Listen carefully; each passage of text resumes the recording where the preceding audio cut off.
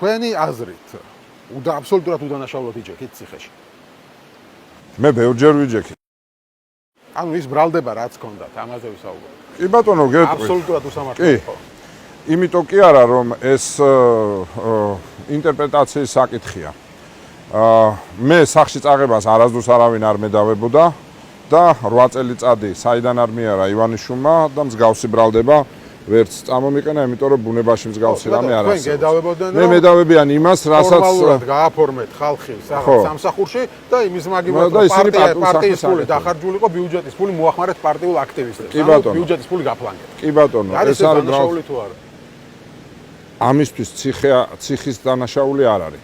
და ამის დამტკიცება იმ ქვეყანაში, სადაც და იმ მართლმსაჯულების მიერ, რომელიც დღეს 1.5 მილიარდ აქვს ზუსტად ეგრე დახარჯული, ხო, ფარისევლობა და ორმაგი სტანდარტია.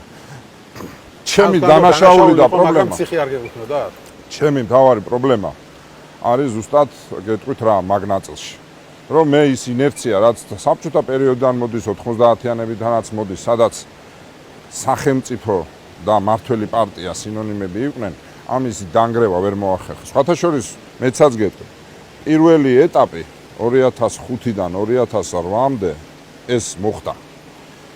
ისევე როგორც მე რო ზუგდიდში გუბერნატორი ვიყავი, დღემდე ახსოვთ იქ, რომ ჩავატარე კონკურსი და კონკურსით ავიყვანეთ ყველა იმდენი რამდენი საჭირო იყო. ამიტომ მივდივარ. ეს მე უნდა გადამეტეხა. სამწუხაროდ ამას მე არათუ წინა აუდექი საბოლოო ჯამში არ მოვიდა რომ მე ხა იმას ხისკენ კი არ ვიშო, რადგან მე ხისკენ არ გამიშორე, ხელი და არც არის გავიშო.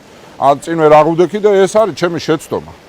ეხლა დანარჩენი ხო, რაც შეეხება იმ ნაწილს. კი ბატონო, შეცდომა დანაშაული დაარქვით და მაშინ მოდი ეხლა მაშინ იგივე ალან ჟუპეს მაგალითს მოგიყვანთ, რომელიც ანალოგიური ბრალდება ქონდა წაყენებული, მაგრამ და დაუნტკიდა და ჟაკ ჟირაკსაც, მაგრამ ნორმალურ ქვეყნებში ასეთ რამეზე საპატიმრო ის არა, მით უმეტეს წინასწარი პატიმრობა არ არის. 50 მილიონის გაფრანგვას ნიშნულობა არ აქვს მაგ იმას.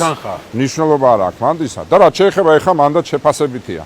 რამდენი მოწმეც მოიყვანა იმან პროკურატურამ, რომ მე პარტიული ვიყავი, 3 იმდენი მოწმე მოვიყვანეთ, რომ მე პარტიული კუთვნილების მიუხედავად ვაკეთებდი მერიის ამ და ამ კონკრეტულ საქმეს. მაგალითად ჩვენ ვსაუბრობთ 2009 წლის ეპიზოდზე, ძალიან მძიმე სიტუაცია იყო მაშინ გახსოვთ თბილისში, საკნების ეპოქა იყო და ასე შემდეგ.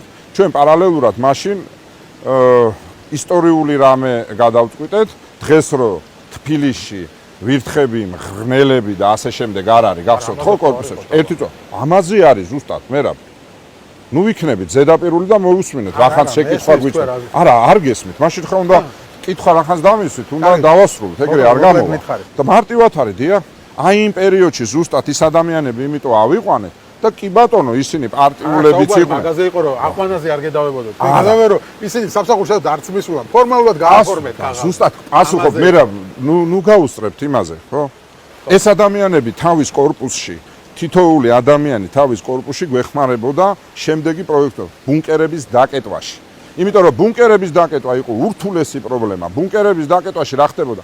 ქვედა სართულები ითხოვდნენ ამას, იმიტომ რომ გაუსაძლისი იყო ამ ღრნელების და ჭიების და ვირთხების ხელში ცხოვრება და ალბათ გახსოვდა თბილისელებს ახსოვთ, უბედურება ხდებოდა, განსაკუთრებით კორპუსები, აი შიდა ბუნკერები რო იყო, მაგრამ ზედა სართულები ამას ეწინააღმდეგებდნენ.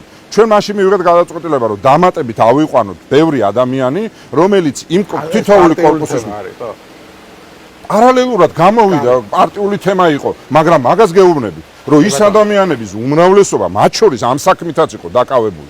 ამიტომ ეს არის შეფასებითი. გასაგები არის ზუსტად ის, რომ პროცესი, რომელიც წარიმართა, მთლიანად ყველა საერთაშორისო დამკვირვებლის მიერ შეფასებული იყო, როგორც თავიდან ბოლომდე პოლიტიკური პროცესი. ნუ შემდეგ ესე წავიდა ეს საქმე მათ შორის. შემდეგ ესე წავიდა ეს საქმე განსაკუთრებით თქვენ მეორე დაპატიმრება. მაგრამ ეგ მესამე იყო სხვათა შორის. მესამე კი ბატონო.